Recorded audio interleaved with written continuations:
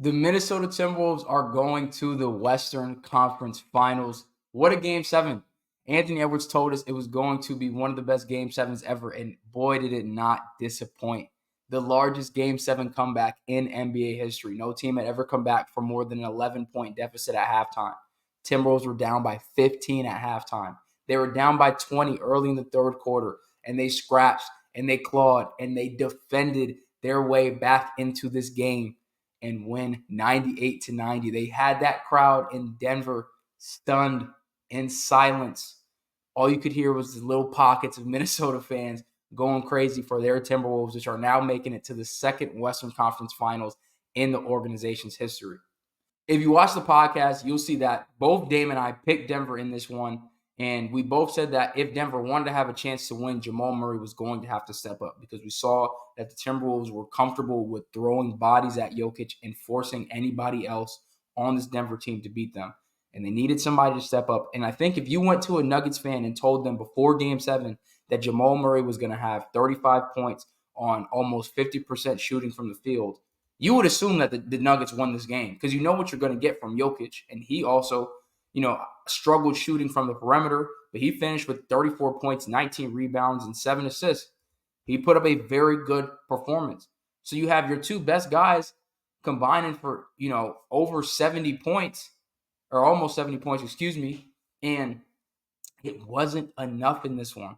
Jamal Murray came out hot. He came out aggressive. He was able to work in the mid-range. He was scoring off of those pin downs and DHO actions that he likes to get to. You knew he was feeling it when he hit a little Chris Paul dribble into a fadeaway and one. He turned around. He's flexing at the crowd in Denver. They're going crazy. And it wavered a little bit in the third quarter, and not necessarily just off of defense, but the aggression wasn't there. He wasn't getting shots up. And that third quarter is where this game really changed. And it happened at the most pivotal time possible, because I don't know if the run was delayed a couple more minutes, the Timberwolves might genuinely run out of time. Like, they had to go then. And the run that they went on was started by a guy who I want to make sure I give my flowers to here early in the video. Karl Anthony Towns, I think, was the MVP for the Minnesota Timberwolves in this game. I think this was the best game of his playoff career, purely from an impact perspective. I know he's had better box scores and better, counting stats, but I have not seen a more full, complete game from Karl Anthony Towns with so much on the line for him. And it really just goes to show how much he's transformed himself as a player with this current iteration of the Timberwolves roster, because that third quarter run was driven by defense, and he was the best one-on-one defender that the Timberwolves had for Nikola Jokic in Game 7 and for a good chunk of the series, because he just was more physical in an attempt to not allow himself to get back down all the way into the rim like Rudy was for most of the series and even in portions of this game. So his defense on Jokic in that third quarter was huge. The Timberwolves as a team held the Nuggets to just 14 points in the third quarter, 37 points in the entire second half.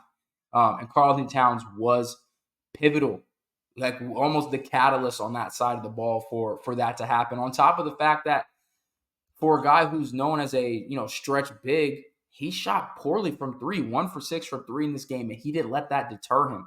He got downhill. He got to the rim. He had 12 rebounds. He had a huge putback dunk, which helped ice the game for Minnesota. Just his energy, his effort. You take some of the dumb fouls, which it's Cat. He's going to give you 2 or 3 what the heck are you doing fouls. You take those out of it. Was so impressed with his performance in Game 7 and really this series as a whole. So I want to make sure that I give my flowers to Karl Anthony Towns, because he held it down for this Timberwolves team and for Anthony Edwards, who struggled mightily in this one. 6 of 24 from the field.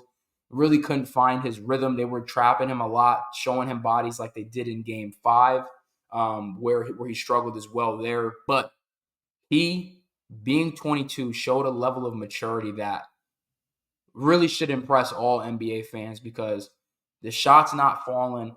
They were down, like I said, by 20 at one point, and you never saw him waver with his effort or his intensity on both sides of the ball. Even when the shot isn't falling, he mentioned in his post-game interview, he needed his teammates to step up. He needed to continue to trust his teammates, and they did. I already mentioned Karl Anthony Towns, but Jaden McDaniels, 23 points, 7 of 10 from the field, 3 of 4 from 3. Naz Reid comes off the bench and gives you 4 of 7 from the field, 11 points. He has some huge offensive rebounds, 2 blocks as well. The energy that he's able to bring off the bench for this Minnesota team, it's clear why he's a 6-man of the year winner. And yeah, they just continued to weather the storm there in the first half. And as they chipped away in that third quarter, towards the end of it, Anthony Edwards saw a few able to go in the hoop for him. And then in the fourth quarter, he stepped it up even more on the defensive side of the ball. He ripped up Jamal Murray, which led to a huge dunk, knocked down a huge corner three, and iced the game for the Minnesota Timberwolves. And they are going to be taking on the Dallas Mavericks in the Western Conference Finals. That's going to be a full separate video I'm going to put out where I start to preview some of the matchups in this series and schematically what I think we're going to see from, Jason Kidd and the Mavericks, or a combination of Chris Finch and Mike Nori on the Minnesota side of things. But I'm really excited for where that series is going to go. But I do want to put a bow on Denver's season and really just spend the last couple minutes talking about this game 7 and what this means for Denver because, like I said, Jamal Murray stepped up in a huge way. He had an up and down series. He's dealing with the calf injury, but look, 35 points in a closeout game where you shoot 13 of 27 from the field. You're not going to ask for a better performance against a defense that's as stout as Minnesota. Like I said, you get 34, 19, and 7 from Jokic on okay efficiency. If you remove the three-pointers from it, very good efficiency from inside the line for the Joker. And no one else was able to provide any scoring punch for Denver in this one. And I really want to highlight Michael Porter Jr.'s play because he's a guy that is known to be a flamethrower.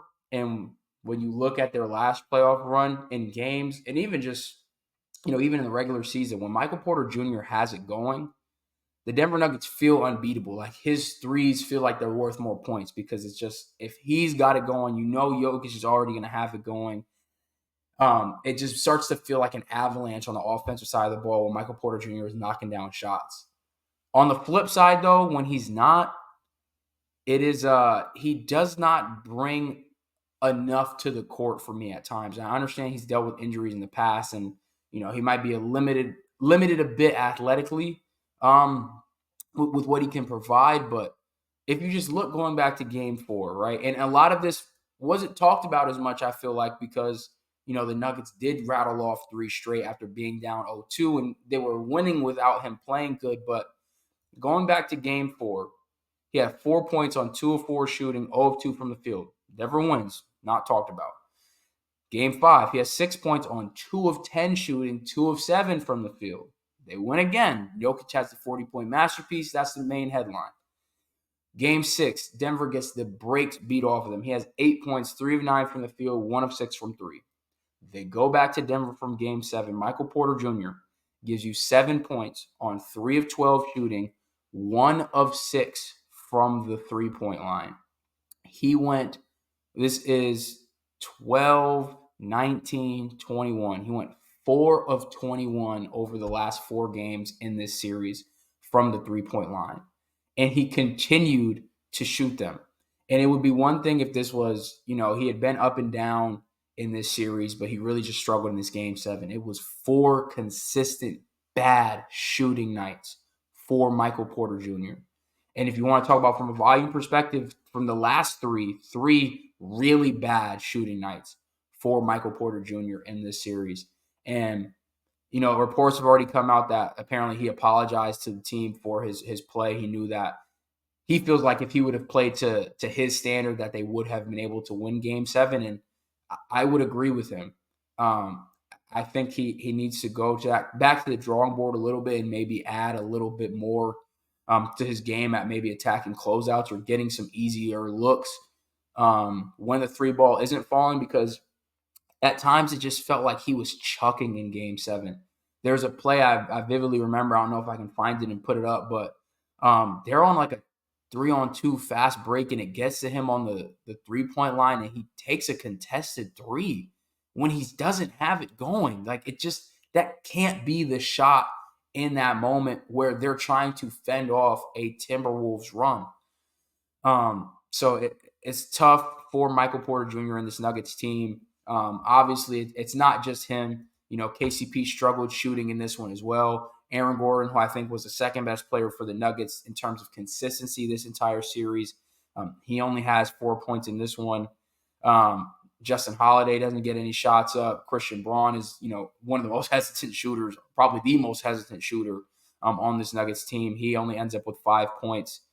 Outside of Jokic and Jamal Murray, they got 21 points from the rest of their team.